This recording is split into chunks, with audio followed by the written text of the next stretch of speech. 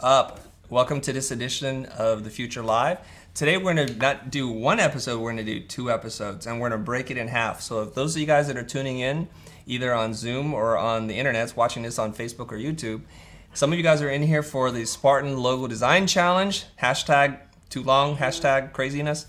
We're going to do that in the second bit, all right? And I'll give you a little preview of it, but we're going to get into that deep. But the first segment is all going to be about business, and I want to tell you guys a little story. And then we're going to turn it over to the people who are tuning in live on Zoom, and they're going to ask us a few questions, okay? The first story I want to tell you is it's really centered around a real experience that I've had recently. And I think it's going to touch upon a lot of pain points that some of you guys are going through in terms of when you send out a project and you write a proposal and the client ghosts on you. They disappear. They phantom out. You don't hear from them, and it causes your mind to do crazy things. You start to ask yourself questions about, did I come in too strong? Was my price too high? Was I legitimate enough? What else was going on? So you start to question all these things, right? And there's a reason why that happens. And I'm going to talk about that, and I'm going to share an experience. So here we go. You guys ready for this segment? Let's test some sound effects. Yes? You guys can hear the sound effects? Excellent. Okay. And okay, so recently, my wife and I have been talking about remodeling our house. Hey, if you guys on Aaron and Mark, can you guys just mute yourself so I don't hear every cough and everything you guys do over there? It's distracting. Just mute it. Mute your mic. All right, thanks. All right, so we want to remodel our house, and we just really want to remodel our bedroom, our bathroom, and the kids' bathroom. And we bought a home. It was a spec home, so it wasn't really designed to what our needs were and how we live in the house. So that's a pretty standard thing. So my wife found an architect, and she came over with her general contractor, and they walked through the house. They spent hours there asking us questions about what we were going to use it for, what our tastes were like, etc. So they spent, I think, the appropriate amount of time learning about us and kind of looking at how we use our own home. And they took a lot of measurements. I gave them floor plans, and then they left. A week later, they came back with an email saying, so based on what you talked about, the budget's going to be $200,000. And my wife told me that. I'm like, what? $200,000? We don't have that kind of money. That's just way bigger than what we were planning on. That's just too much. What are we doing for this? And she said, there's a lot of budget in here for cabinetry, and that's where a lot of the budget comes in. There's a lot of surfaces to cover because we're going to put in some nice stonework, marble, or whatever else that we're going to do, tile. It's expensive. And then I asked my wife, did you respond to the client yet? Or not the client, the architect? Did you tell her what's going on? She goes, no, I don't know how to respond. I'm like shocked. I have sticker shock. All right, so I want you guys to think about perhaps a situation where you were the architect, you were the designer, and you had a client. Maybe you were afraid to bring up the issue of money. And we've talked about this many times before, that there's certain parameters that you have to bring up at the very beginning. Otherwise, you're going to waste all your time. Now, imagine how much work the architect had done with her general contractor. They had to go back. They had to measure all the spaces. They had to look at materials. They had to probably kind of guesstimate what the cabinetry work was going to cost and entail. And they did, I assume, a lot of work. And they're earnest, and they're good people, and we like them, and we want to work with them. They're talented. But the problem is, they came in not knowing what the budget was going to be, and they left our meeting without a clear picture as to what the budget's going to be. So by the time they submitted the budget, they've already invested 5, 7, 10 hours of work, and that's totally unnecessary, completely unnecessary. And I'm telling you guys this story mostly from an experience of what I've gone through personally in terms of when I learned to talk about money. It's changed the dynamic, but also now I'm the client and I'm sharing with you guys what's going on. So I'm going to turn it over to the Zoom audience or anybody that's tuning in on Facebook or YouTube Live. I think Mark and Aaron are going to be monitoring that. Have you guys felt this kind of pain before? Have you committed these crimes to go ahead and to do all this work unnecessarily, only to discover that the client has maybe a tenth of the budget? Maybe you came in thinking they had $3,000 and they had $300. Was it a situation where they only wanted a logo and you had gone through the process of proposing a website and a logo and then also a whole identity system, and all they wanted was this very small thing? Was there a time that has happened to you? Let's talk about that. Now my phone's buzzing off here, and normally I don't pay attention to the phone, but Mark's talking to me, so I have to pay attention to Mark. That's how it's going, okay? So I want to talk to you guys about that. Are you not hearing my audio on Zoom, you guys? Can you hear me okay? Okay, good, thumbs up. Oh, excellent, all right. Yeah, because somebody's like, I can't hear audio. All right, check your audio settings, you guys. We're okay. So my Zoom people, since I can talk to you, I want to have a conversation about this. So anybody want to share an experience, just really quickly, tell me your name and tell me your experience that was similar to this. Anybody? Cindy? Hi, Cindy. No? Okay. All right. Michael, you want to say something? Who wants to talk on Zoom? Yeah, I sent you. I'll say something. Okay, please. I sent you 3 case studies, and one, the guy said, and it was that this could cost anywhere between $300 and $10,000. 300 would be great. 10,000 would be too much. So I just decided I would go in like between $600 and $2,500. Okay. But it turned out that he was really just fishing for information. Okay. So when somebody says to you they have between 300 and 10,000, that's a big, big difference. Okay. I'm going to ask one more time, please, guys. The guys that are on before I go angry on you, please mute your mic right now. All right, Michael.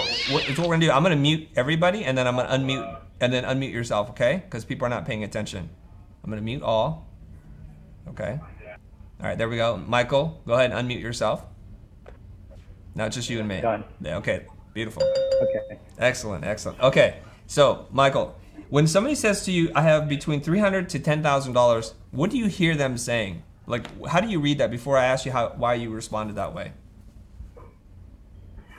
Well, now I think I know what you're going to say is that's too big of a range. I mean, Right. that he's just starting the conversation. So really it should be, you mean more like $500 to $2,000? Sure. Something like that. Sure, sure. Now, when That's what I'm thinking. all right, everybody that's paying attention or following along with the story, when you hear that, you have a reaction inside your mind, your heart, and oftentimes we just don't say it, right? So the way I would respond to that, Michael, is I would say, wow, that is a really big range. I mean, if you said $3,000 to $10,000, that's a big range too. That's a 3x multiplier, right? Now this is a 30x multiplier. So let's just be really honest and real about this thing. If I came back to you and said the project's going to be $8,000, how does that feel for you? What would he have said? What do you think? That's a good thing. I should have asked that. All right, so that's one thing. So, you I guys. think he would have said that's too high. He said, Based on okay, what I've learned. you know what I can do is I can role play with you, Michael, and you can just be him. Okay, you know these types of clients better than I do. Okay, so the first rule is to say what you think. Okay, everybody, I want you to write that down. Say what you think. I'm gonna write it down here too. Say what you think, and that's a rule from Blair Enns. You must say what you think. So, a lot of us are afraid to say what we think. We're afraid that the clients are gonna get spooked, that they're gonna think we're arrogant, or we don't know what we're talking about, we're some punk, or whatever it is, whatever the fear is, I want you to put that aside. Now, when I say I want to say what I think, I want to start with the emotion part. I want to articulate to the client what I'm feeling in here. And how I would say that is, wow, that's a really big range. That's really my honest, true reaction first, right? Before I tell them a price or anything, that's a really big range. Can we narrow the range down a little bit? Are you more on the below 5,000 or above 5,000? So that's a game of 21 questions, right? Is it below 5,000? And he's like, yes.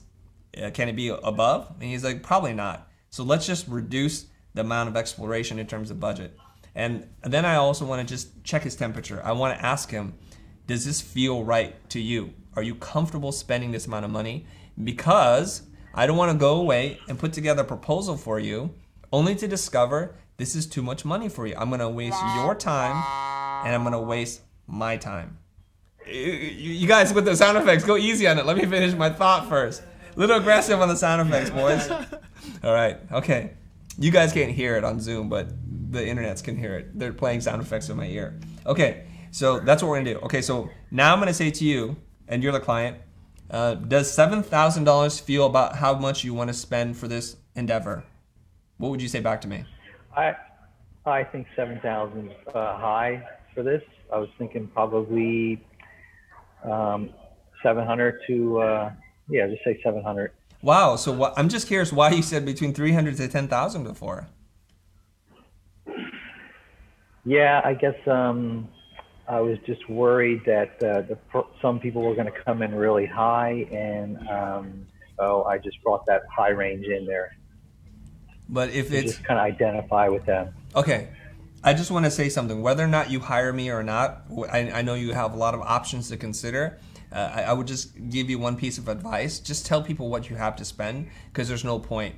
I think maybe from a client's point of view, you don't want to scare off any designers thinking that the budget's too low. But really, you have a very specific problem to solve with a budget, and there's lots of people who can do it for that budget. Now, unfortunately for me, $700 is way too low for what you asked for.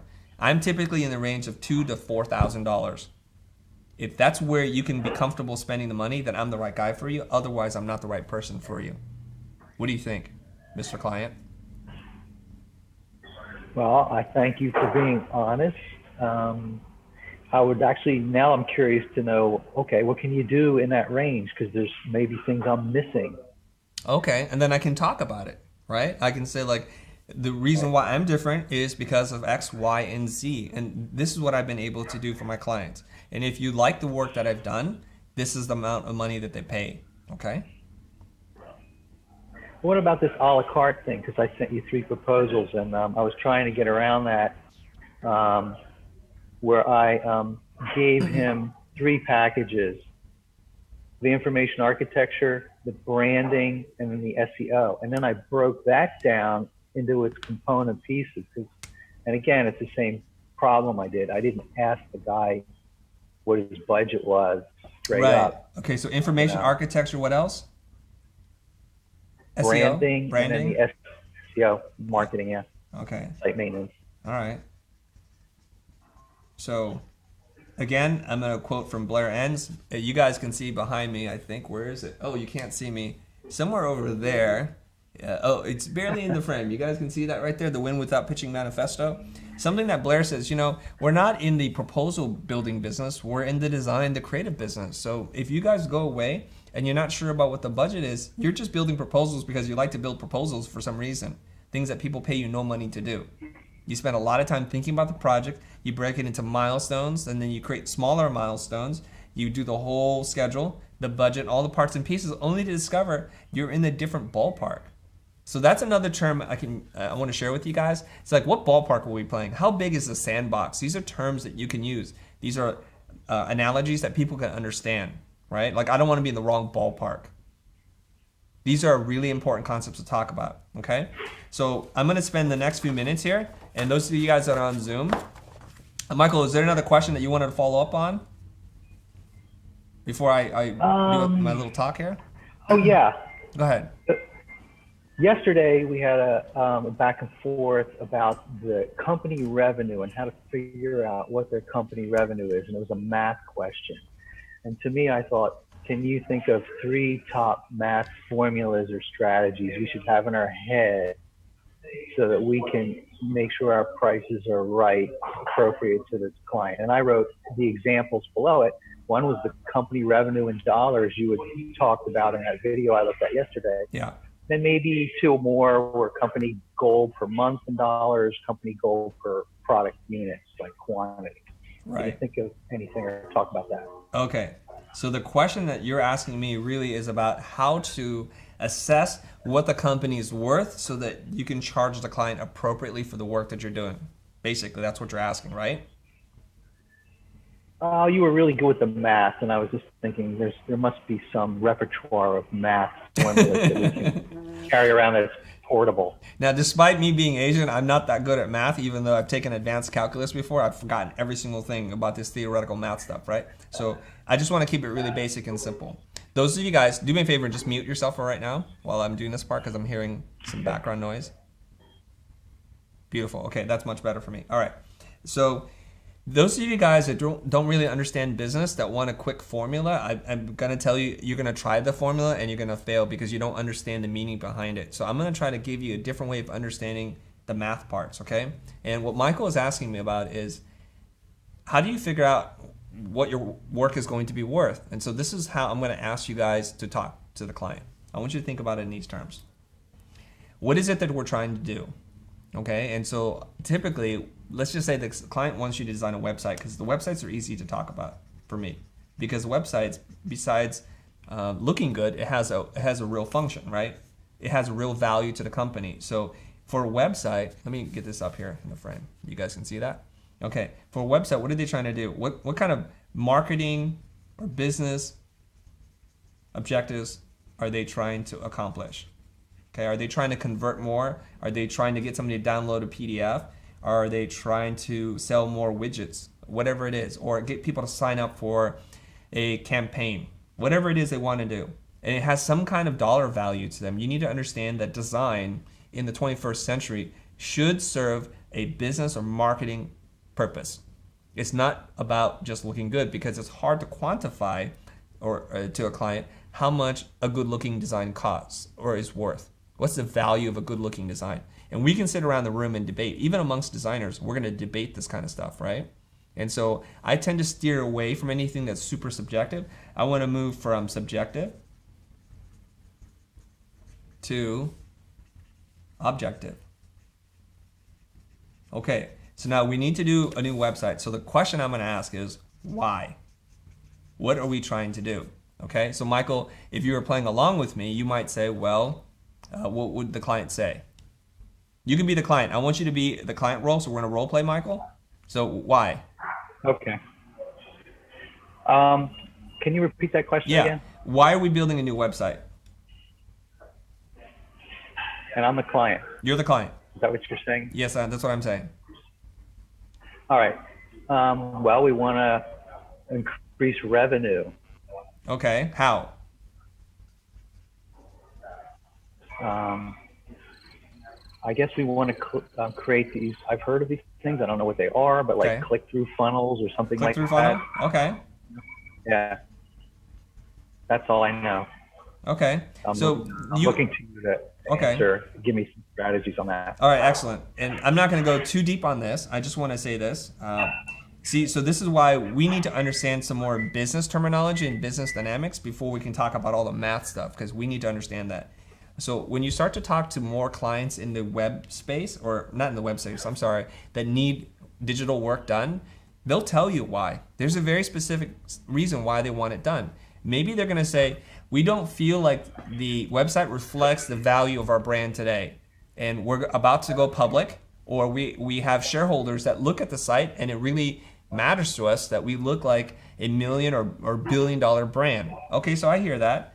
So what you're hearing then is it's not living up to the brand, right? They have a bigger idea, a bigger vision for what their company is, and for whatever reason it's falling short. We get that. So that's one thing that you can solve, okay? Maybe what they want to do is to have more people sign up for a demo, okay? So sign up for a demo. That's what you're talking about right now, okay? I'm gonna mute you again, okay? Because you have a lot of background noise there and it's super distracting for me. There we go. Okay. Hopefully it's just you, not somebody else. Okay, excellent. They want to sign up for a demo. Oops, I'm sorry. Sign up for a demo, okay? And the demo is basically something that they can download, or maybe they need to call a rep or something like that, okay? So when you make a sale, Mr. Client, and when they sign up for that demo, how much is that worth to you on customer lifetime value? What would you say then? How much is it worth me for customer lifetime value? Yeah, what's the lifetime value of the one sale or onboarding? I would say just a couple $1,000s, right. You know, is what I'm seeing. Okay, so would you say that's maybe like $2,500, the lifetime value of a customer? Yeah. Okay, all businesses in this space. It would be nice. No, okay, they know. They have to know, otherwise they're not a real business. They know what the lifetime value of a customer is, okay? You guys need to understand that. People that have online businesses know lifetime value. So $2,500. Okay, so what is the percentage of people who are going to sign up for this currently?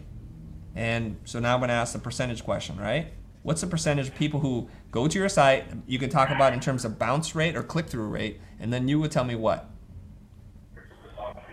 Per month, I'm seeing like 1 or 2 people. I don't know what the percentage rate is that, Right. in other content. Okay, let's say it's like 3%. Anywhere between 1 to 3% seems about right, okay? Let's say 1 to 3%, okay? And that equals, let's just say for simple math's sake, I'm going to do this a little different. Let's say that's 10 customers. So 10 customers are going to click through, and then 3 of them are going to sign up and buy. So then they become a customer, okay?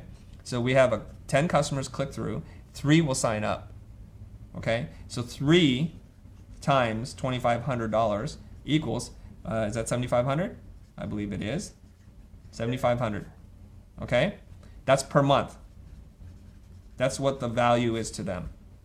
So if we do our job, and I think after looking at the information architecture, some inconsistencies in your branding, we can solve that. And let's say we increase it or like by 2% or whatever the number is. So this is the difference between what you're converting on now and what you convert on after we do all this work with you.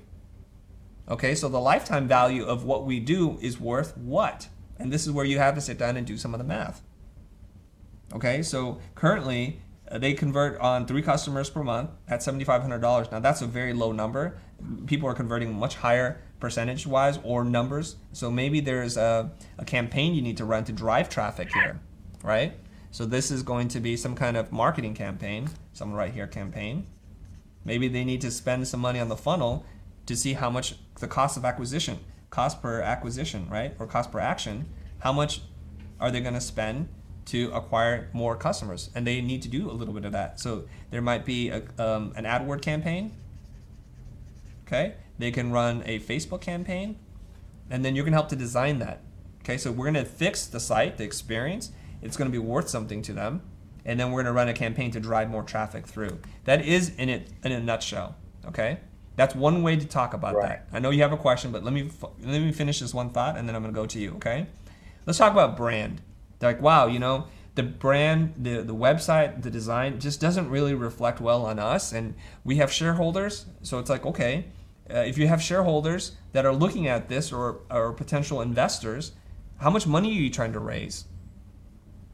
And they might say, we need to raise, Series B, $10 million. Let's say that, okay? I like big numbers. They're easier for me to do the math, big round numbers. $10 million. So how much money do you want to spend so that you raise $10 million? Well, I think maybe 20K sounds about right. Okay, let's spend 20K. Okay? Or 40K or whatever.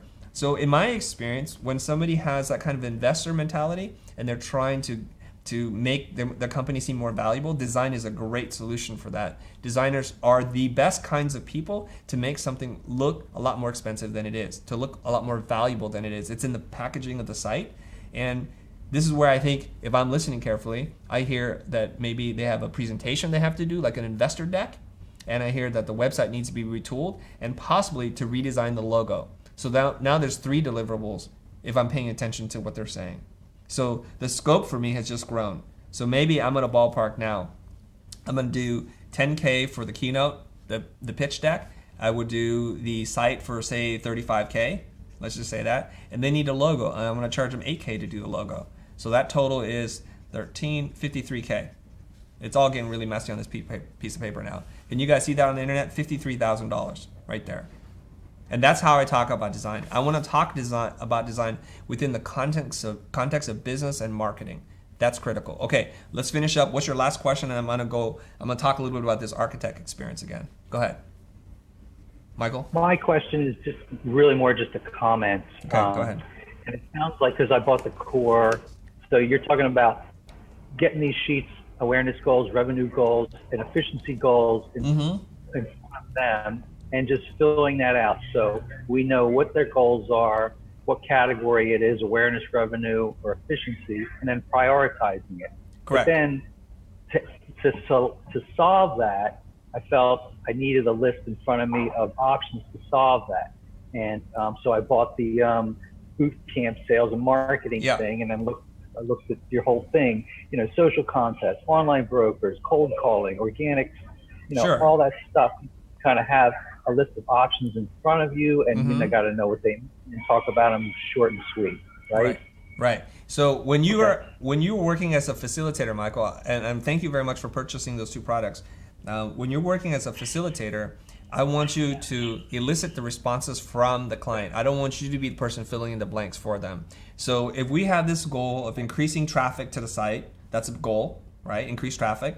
We want to convert at a higher percentage. That's another goal. I want you to just write all these things down. And what will we need to be able to do that? Well, we need a new website. That's a deliverable. We need a new logo. We need to do some information architecture. We need to do some UX design. And you just go down and list everything. And then what you do is then you rank it based on desirability and if it's, if you can do it or not. Feasibility. Okay, we desire it a lot, but is it feasible? Well, these are long-term projects and it's expensive to do. So even though we desire it a lot, we just don't have the funds right now. So you prioritize. And that's important. I asked this question to my Facebook community on the issue of should we develop an app to help make it easier for people to consume our content? And everybody's like, yeah, do everything. Or should we make a new course on typography, or should we design the typography manual, or to launch our magazine newsletter that we've been talking about for some time? And it's odd to me that the internet just keeps saying, do it all, do it all.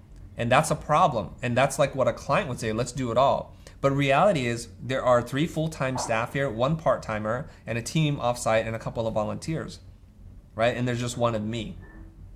So that's a problem. So what we're going to help the client do is to prioritize what's the most, the best return on investment of time and money. If we do a little bit of effort and we spend a little bit of money and we get a huge result, we should definitely prioritize those ahead of the other things that are not going to matter as much, right? So that's what you're going to do, Michael. Right. Okay? You're going to prioritize. And I want to ask you this question. Are you in the core tribe, by the way? No, not yet. Okay, so everybody that has purchased Core, Jose's created a separate group. It's totally free. It's just for people who own Core, who want to learn from each other. You're definitely going to need to be added to that group. So if you guys just hit me up on Facebook and send me a message saying, I purchased Core, please add me to the Core tribe. I will add you over there. I think there are 100 some odd people in there, okay? And you're going to find people, like if you get stuck on an exercise or maybe somebody's modified a worksheet, I think you're going to gain a lot of value there. Okay. So Michael, I appreciate your time. That's huge. Thank you. All right. Thank you for supporting us. I do appreciate you. Okay. So I'm going to go back and I'm going to talk a little bit, guys, and then we're going to turn over to the next person. All right. People want to talk about typography, huh? Make a poll. All right. Let's go on our new sheet. So that's the first sheet. Let's go to the new sheet. Okay. Here's what I want to talk to you guys about. And I hope this is a big mindset shift for you. Okay. All right, people are sending me messages now. I can't deal with that. All right, this is what I call, it's not me, but we refer to this as the double funnel system. It looks something like this. Okay? I'm sorry. Let me do this. At the beginning of every project, this is where you start. Okay? And if we draw a line through here, it goes to look something like this. This is where you finish. And you're done. And you invoice the client, and you submit the work to win all sorts of awards, and you're really happy about yourself, okay? And something else happens here, and we go down to here, okay? Now, this is typically how a project starts here, and it finishes here. What happens in between, believe it or not, we can control a little bit better. Now, we imagine in our mind it's a straight line, that we show the client 1 or 2 solutions, they make 1 or 2 little comments on it, and then we finalize and it's done. And you guys know the project goes bananas. It goes all over the place, okay? And this is where frustration sets in, that when the budget isn't high enough and the more variations that you have to do, the more revisions that you have to make, the more frustrating you get, more frustrated you get, okay? I have a friend who's working on the 16th revision for a client when the scope was 3. His only saving grace now is he's getting paid overages for each phase of exploration now. And so now they're happy. It's like, we can work on this till 2020 if you want, as long as you continue to pay, as long as the deadline doesn't become a problem. Okay, so let's map this back to the architect, okay? Now the architect asks a bunch of questions. So they ask questions here, here, here, here. But the only question that they didn't ask was money. And that's a problem. So if they go out and start here, let's assuming that we had the budget to afford them, okay? So this is an issue of time and money. This is being burned right now. So they're going to explore lots of things. So this is typically how it happens, right? They're going to explore all in here. And then they come to us and say, hey, what do you guys think? Here's the first check-in point. And it turns out they're totally off. And so then they have to do another scope of exploration. And they're just going to keep searching. And they're going to keep doing this over and over until they get to the finished product. And this is typically how we all work. Now, I wanted to talk about a different way of working, okay? Now, whether you're the client or the vendor, it helps to do it like this. So here, we're going to start over. This is the beginning. And you guys that are tuning in, Mark, are you monitoring questions? Are we getting any questions yet? People are confused about this stream. They think we're going to announce the winner of the Spartan Race logo. Okay, because they tuned in late, right? Okay, let me address that first. You guys that are tuning in, we're going to break this segment into two parts. I mentioned this at the top of the show, you guys. In the second segment, we're going to talk about the winner, the Spartan Logo Challenge. So you guys, if you're not interested in talking about the business of design and you only want to talk about the Spartan thing, come back. We're going to take a break and then we're going to go back live again. So we're going to spend another 15, 20 minutes talking about the business stuff. And then we will close out the show and then we'll start the show again and talk about the Spartan race. Is there anything else, Mark? That's it for now. Okay. All right. Here's what I want you guys to do. So instead of doing all this wild exploration where you're bouncing from here to here, what I want you to do is to try to narrow things down. And this is how we're going to work now. So the client has an idea in their mind. So I'm going to do this. So the client, they have this idea. I'm going to draw a little light bulb here. Okay? And the clients do not have the words necessary to describe precisely to you what they want. So it's a feeling. It's like, I like these kinds of things, but I don't spend all my life thinking about these things. Luckily, you do. So what we're going to ask them are some questions. And what we want to translate this idea into words. Okay? These are words here. I'm going to just write W. So we're taking this abstract thing and we're going to channel it into words. And the words, sometimes they're conflicting. They don't work with each other, okay? And we need to resolve that down to fewer words. So we're going to prioritize down to 3. Okay, so we're narrowing the funnel in. So now these words sound like we can work with them. They're visual, they're clear, they're not too abstract, but they're still words. Okay, so the next thing that we need to do is we need to translate these words into images. So this is going to be my attempt at drawing some kind of picture, okay? Now these are images. Okay? So we're going to check back with the client. We're going to look at those words, and we're going to check back with images. And this is the first check-in point. Hey, you said this, we prioritized these words, and now these words look like this. Are we okay to proceed? They're like, you know what? Yes, we like these two things. So here's a checkpoint, and now it's going to get reduced down to 1, where we combine this drawing and this drawing. Okay? Now we know where to start, and now we can begin the process of designing. So this is where we understand visually what the client is expecting, so now there's no more surprise. So in this space now, we can get to this final point pretty quickly. And this is what I'm talking about in terms of exploring work in a very different way than the way you were taught in school. In school, you were taught to explore lots of things, and you do lots of drawings, ideation, sketches, but you're not actually working with any kind of client, and you're not working towards a clear objective. And it's very important for us to be able to go back and forth with the client and work this stuff out. Now, in the situation with my client, okay, in the situation with my architect and my wife should have, I think, helped out the architect. What she should have done was put together what we refer to as a stylescape. Now, I'm just drawing some kind of rough grid here. It doesn't need to look like this at all, but these are images. Okay, maybe this is some textures or palette, like a color palette or something. So this is what we call stylescapes. She should have organized them by theme. Okay, she could have said, these are the bathroom things that I like.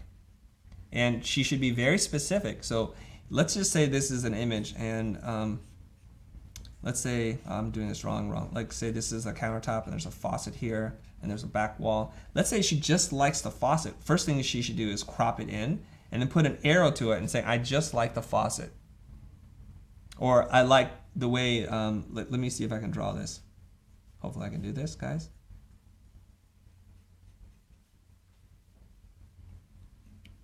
She's like, I saw this herringbone pattern, and I like that. And I like the contrasting nature of this tile work, let's say. Okay? And she would build as many of these things as needed. So I'm going to draw, sorry guys, it's early in the morning for me, relatively speaking, multiple stylescapes, and she would just organize them. So she's doing the process of curation. Okay? By curating what she likes and doesn't like, she's then able to then empower the architect and saying, wow, I really like all these things, but I know things beyond this that you really love. And so she can expand it out. So if we look at the funnel system, if my wife does the work of doing the stylescapes, she'll have reduced the number of options down to here. And this is where the architect starts instead of over here. And then the architect can expand out the funnel again and drive it home. This is where my wife is going to be really happy because the architect gets what she wants and is able to expand on it and add a lot of value and say, wow, so in my travels, I saw this, you might like this faucet, or this tile is actually very close to the one that you love, but it's actually a lot more affordable. And this is the finish. Okay. I'm going to open up to some questions. I want to talk to my group here on Zoom. Whether you want to talk about this or if you have another question, I'm happy to talk to you about that. Now, people on Zoom, unless you were tuning on Facebook, you weren't able to see this drawing, so it probably didn't help you at all. So there it is. All right. Okay. So Zoom people, who wants to ask me a question about the business of creativity? And Puneet says, am I the only one who can't hear a thing? Maybe. So any people on Zoom want to say anything? Or maybe on Facebook or YouTube. Mark, do we have anything? Yeah, we have a question from YouTube. Okay, hold on. Should I read it, or did you want to read it? I'll read it. All right, read it. This one's from Monique Kennedy, and she's asking a general question about showcasing strategy. A lot of clients, to her, don't pay much attention to the research or strategy. How do we showcase the value of that? Okay. So this is who? Monique? Monique Kennedy. Hey Monique, what's up? You want to know how to showcase strategy. Well, the way that you showcase strategy is that what is the result of the strategy yield? When you did this research, what did you learn about customer behavior, consumer insights, or anything? Did you find a pattern? Did you see a flaw in the way that they were going to the site? Did you uncover something? Was there some kind of actionable insight that you discovered? Then what I would do then is to talk about that process and only that process, and not just show you a strategy document or research document because they're really boring to read. I don't want to read a 200-page document only to ask you, so what did you learn? So maybe that's the filter you use. What did you learn? And talk about that. Okay? All right, so that's a Facebook question? YouTube. YouTube. Okay, YouTube. All right. What else? Who else wants to talk to me? All right, people on Zoom. You guys want to say something? Zach? Oh, no, who said that? I can't see you. Sorry, so camera is not working. Can I come in? Am I audible? I'm getting too much background noise. Is that you guys, Mark, or is that the internet? Is the internet? Mute yourself. It's on the Zoom? All right, you guys on Zoom, we're going to be doing these kind of calls more often. You guys need to get yourself into a quiet room, please, and get yourself a high-quality mic. It's very important, and I'll tell you why. Okay, somebody said, Chris, mute that guy, please. Okay, so he muted himself. I just want to say this, okay? This is very important. More and more so in the 21st century. Most of the client interaction that you're going to have is going to happen via teleconferencing, video conferencing like what we're doing right now, or on the telephone. This is how we're going to talk. So it's very important that you have a nice, quiet place so that you can connect with your client. I don't care where you are in the world, what your resources are. There is a spot that you can find somewhere in your house, your home office, or your office where it's quiet and you have a high quality mic. Because my ability to understand you and to communicate with you is really dependent on the acoustical quality of the call. And that really is important. So if you don't have a lot of money, go into your closet where there's lots of clothes hanging in there. It absorbs the sound. And believe it or not, in lots of cars, the sound quality is much better in the car, as long as you can park in a nice quiet place where no sirens are going off. Okay, find yourself a nice quiet room, all right? Because it's driving me bananas, the background noise. Now, Zoom people, who wants to ask me a question? Okay, question, Roberto Ramirez. Once you finish with a project with a client, how do you keep a good relationship with the same client? How do you keep milking the same cow? My God, the cow milking question. Okay, if you finish the project with a client, you have to ask yourself, did you provide great customer service? Was it a really wonderful experience that the client really enjoyed? Were you a great listener? Did you exceed expectations? And that's really important. And if you did so, most of the work in terms of getting them to give you more work has been done already. Did you call in and check in on them along the way to see if they enjoy the process or if they're liking the work? And if they did, that's a great way.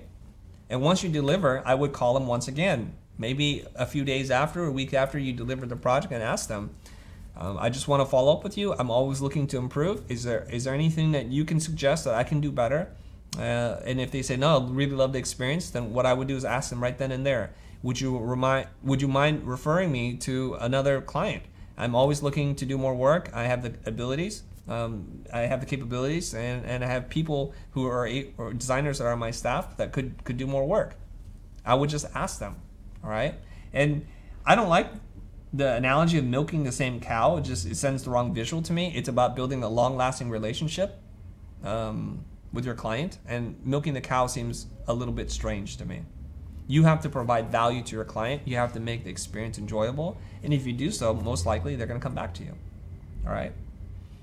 Now, you guys that are on Zoom, why are you texting me? Because that's the same as YouTube. Do you not want to ask your question on air? No? Go ahead, man. Hi, Grace.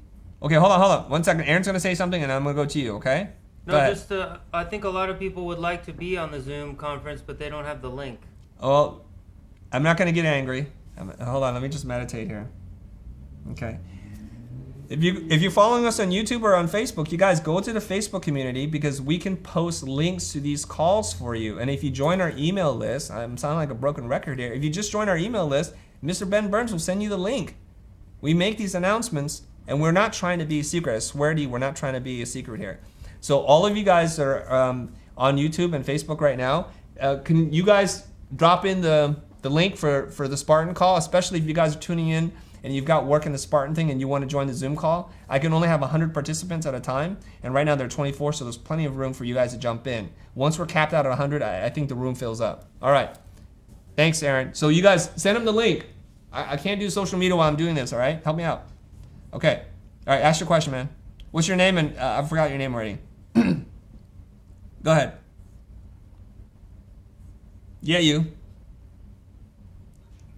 Hi, Grace. I have a little bit of noisy here, but It's I'm nice. at the cafe. It's nice. No, I don't have a closet. Okay, what's your name and where are you calling from? And then ask me your question. Oh, we lost his internet connection. He froze. Oh, there we go. Okay, what's your name? Where are you calling from? And what's your question? Go ahead. I'm Stas. I'm calling from Krakow, from Poland. Okay. And my question is about business of design from a point of the designer. And I wanted to ask you about the portfolio and about how it must look. You know, when you are showing portfolio to an employer, do you want to see mock-ups, maybe some photos of logotypes printed, or you prefer a clean version, graphic version, vector version of? Okay, good question. So I didn't catch your name. I think it's Staus or something like that, right? Okay, excellent. he's out there, he's interviewing, he's showing his portfolio, and he wants to have some portfolio tips to get a job. Most often these days, people come in with an iPad and they have a slideshow and it's all interactive and it's beautiful. And I would prefer to see work digitally, and I'll tell you why. Because it looks brilliant. It's like a gazillion colors, it's vibrant, it's backlit, and there's no issues with the print quality. Now, if you still have like a traditional book and it's printed out, that's fine too. What I would do first is I want to stack your work up front with the best work that you do. And I want you to start to edit out things that you're not 100% proud of, and a lot of people add in extra work because they're thinking to themselves, maybe they want this from me, and they put that in there and they're not really proud of it. Okay. Now, if you're going to show logo or identity design work, I almost always appreciate work that's in context. If you go the extra mile, instead of just showing me the logo clean, I would like to see the logo as it exists in applications. If it's hang tags for a t-shirt company or an apparel company or a billboard display, something like that, I think that would make it look a lot better. And it looks like it's worth a lot more. Okay? If you guys do this, try this. Excuse me. Take the Verizon logo that's been redesigned by Michael Beirut and Pentagram. Take that logo and just put it on a white piece of paper. And then go to their store and see it built out from 3D, like it's a 3D sign hanging above the building. Or it exists in a space when it's cut out of plastic and backlit and embedded in a piece of material like wood or glass. And you ask yourself, which logo is worth more? The logo that's printed out on a piece of paper, or the logo that's in an existing environment and it looks wonderful and it looks like thousands of dollars were spent? Of course, the answer is going to be in context. Now, of course, you can afford to do all those things, but you can use Photoshop, and there's mockups, and you can make your own mockups, and you can do this, and it's going to look a lot more impressive. Okay, and the same thing goes like when you're walking down the the terminal of an airport, and you're walking by all these beautiful jets, the airplanes, and the logos on the tail and the body and the color palette. Doesn't that look like it's really substantial versus like a little rinky-dink thing? And some people are going to argue, like, look at that Verizon logo that's been redesigned. Isn't that just lowercase Helvetica with a red check? I mean, how much are they going to pay for that? Right? So if you guys, here's a presentation tip for you. If you have a really, really simple logo and you want to present it to a client and you're charging them quite a bit of money to do this, here's the presentation tip. Present it in context. Show it on a poster. Show it on a uniform. Show it on a truck, a delivery truck. Show it on bags or packaging. When you do that, the clients can visualize. They don't have to use their imagination. They can visualize what it looks like, and it feels real. It feels valuable. Okay? We've used this presentation tip. I want to say it's a trick. It's not a trick. It's just a tip. And the work will look a lot more valuable. Okay? Did I answer your question, Stas? Okay, excellent. I'm going to get one or two more people, and then we're going to end this segment. Oh, you have one more? Go ahead. Question. Go ahead. Hit me. You talked about the logos that you like, you have done, and the logos about you think they're okay or maybe not. Talking about that logos. For example, I have a logo designed for, I don't know, a truck company. Yeah. And I think it's okay, but I don't think it's my best work. And other people and the truck company director tells me that, wow, that logo is the best that you have designed in all your life. Yeah. So what should I do? You need should to I keep the logo? Most likely, yes. If if you respect somebody and you can trust them, and they tell you this is your best work, you need to listen to that. And you have to start to figure out, like, why don't I like it and what's wrong with me? And you need to fix that part, okay? I'll tell you something. There's a friend of mine, and he does a lot of different kinds of projects, different brands, different industries. And I saw something he did that was really simple and beautiful. And he said, all of your work should be presented like this. This is the work that's going to get you a lot of work. But he didn't want to do it. He kept presenting these other logos, which the market was shrinking for those kinds of work. And it looked really dated to me. It didn't have that kind of timeless quality, and it wasn't going to appeal to bigger clients. And he, for many years, stuck to that path until he ultimately realized what the heck was happening. And now almost all of his work is like the work that I told him to do. And now he's got a flourishing company. He's got 5 or 6 employees, and he grew that from a 1-person company. All right. So you need to kind of figure out, like, what is my personal attachment to this other kind of work that people don't think is very good versus the work that they think is really good. And I need to understand that. Okay. So I want to tell you one thing. and I have a suspicion if you're the same person as he is in terms of the way you see things, there's things that mean a lot to you that are very expressive, that maybe might use some kind of strange typeface or a treatment that it looks really dated, but it has a personal and emotional connection to you. And then there's the work that's really corporate, that's really clean, that people pay a lot of money for. So you kind of have to make that decision for yourself. If you want to work with bands and potentially do work for not a lot of money, then you keep doing that. And that's totally okay. And if you love that, more power to you.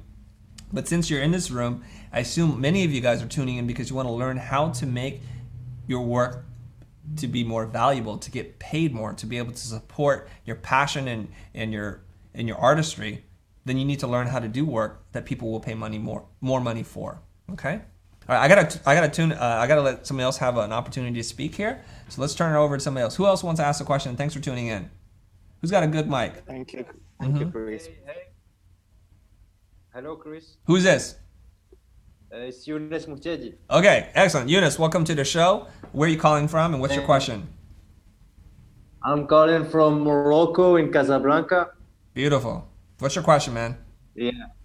So my question is, I'm working now with a new client, and I designed, but when I do the interview and I do ask him a lot of questions, he don't know really what he wants for his brand.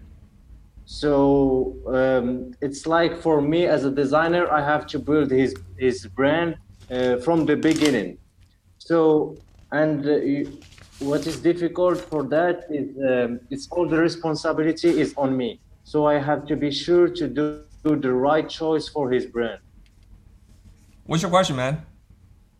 So the question is how I can do this is I do two proposition of a logo proposition or just one, a complete detailed one.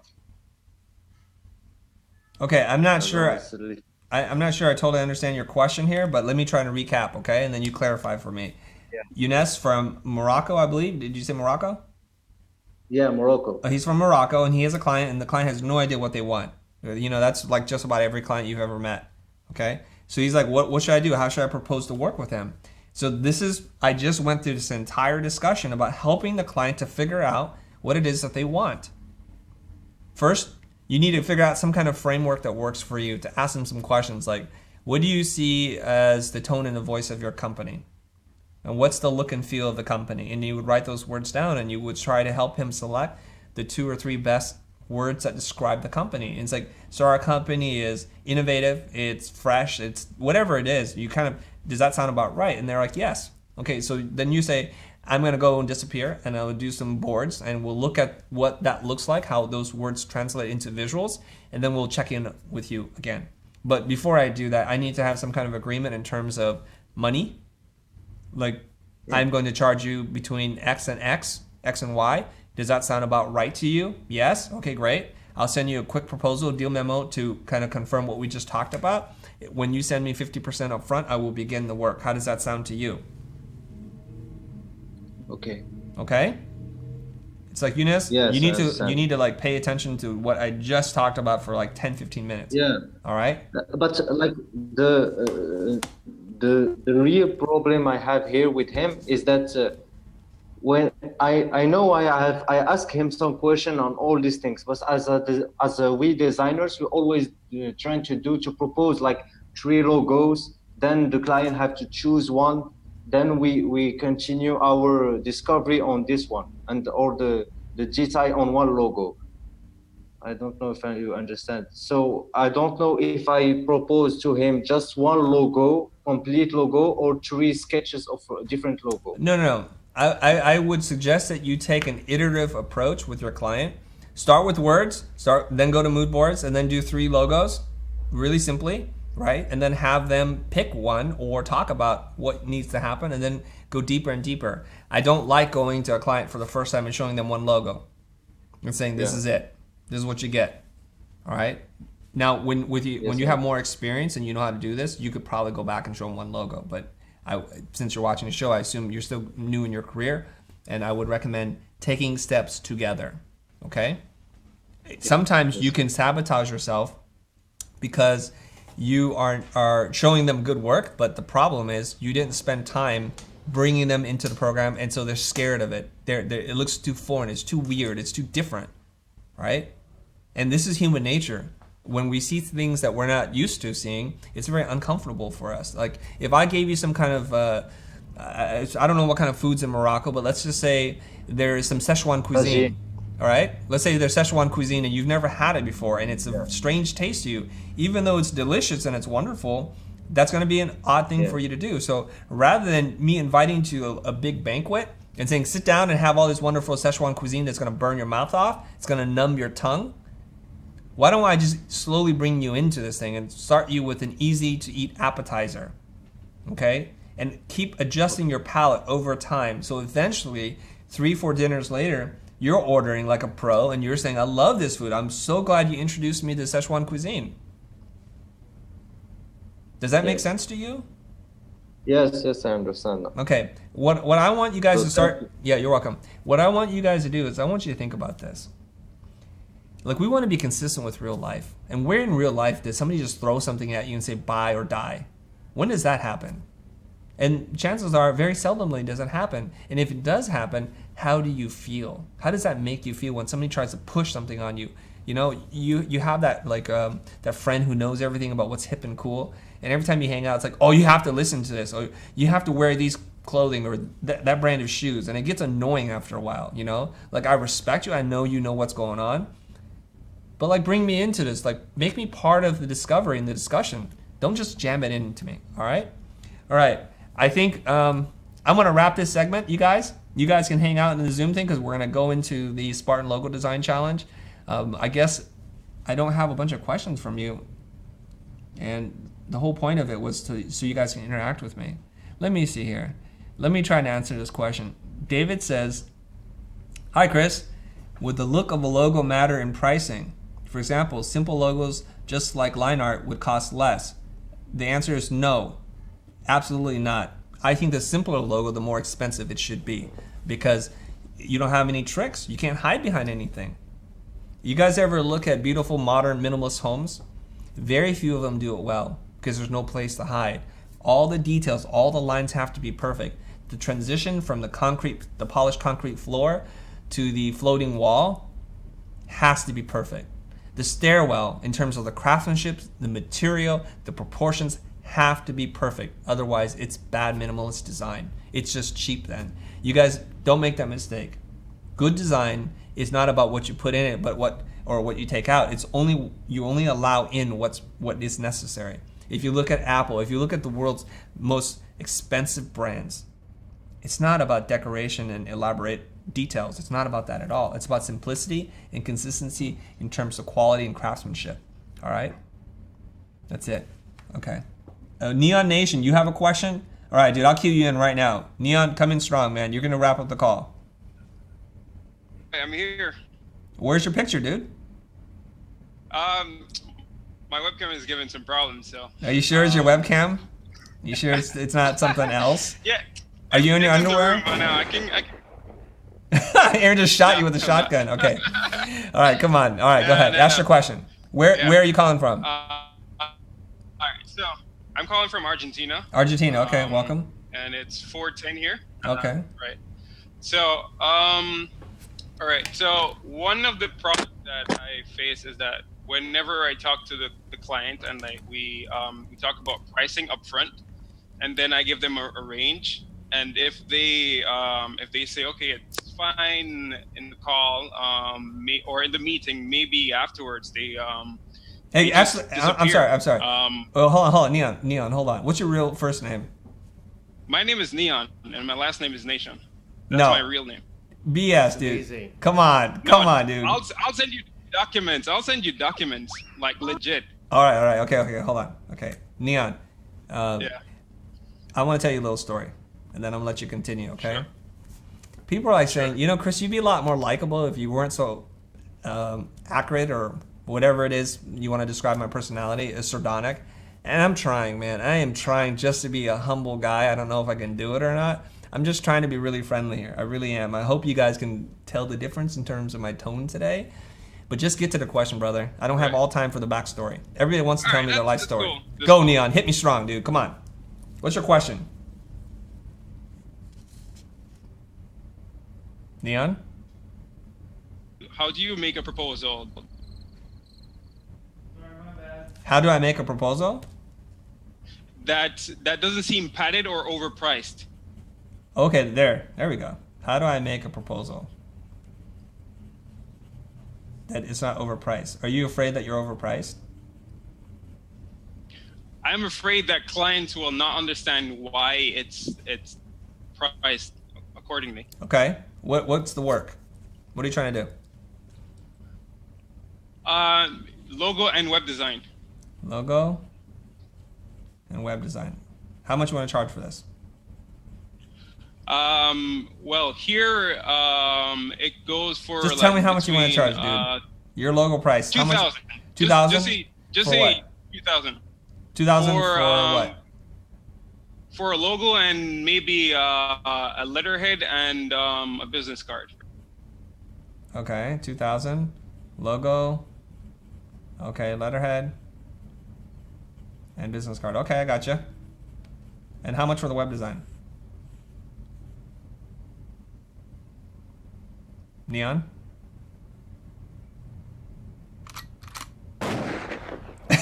Neon, what happened to you? Oh my god. Okay, he's like, the FBI came for him. He was gonna charge too much money. Are you back, dude? Neon. I'm here. Like it's overcast, so the signal might go, even though I have 15 Okay, minutes. okay. It's just like, Let's go. Let's go. I want to do the Spartan logo challenge now, okay? Web design, how much? Right. 4,000. Okay. All right. That seems very fair to me. I don't really know why you would think it's overpriced. $6,000 to get a logo, a letterhead, a business card, and that gets you to design. And do you also build the website or just design? I built the website. That seems like a super bargain to me. I spent $8,000 for developers just to build my site, so I don't know what you're talking about. Okay. The thing is here, there are a lot of people who have work that's way cheaper. Okay, so what your problem is, you are not differentiated. Do you know what that word means? Differentiated? Of course. Okay. Differentiated means there's a difference between you and the next guy. So if somebody comes in and sells something for much cheaper, if I look at the work and the quality of things that you do and I can't tell the difference, well, you're in trouble already. Right? Right. So make yourself look different. Can you do that?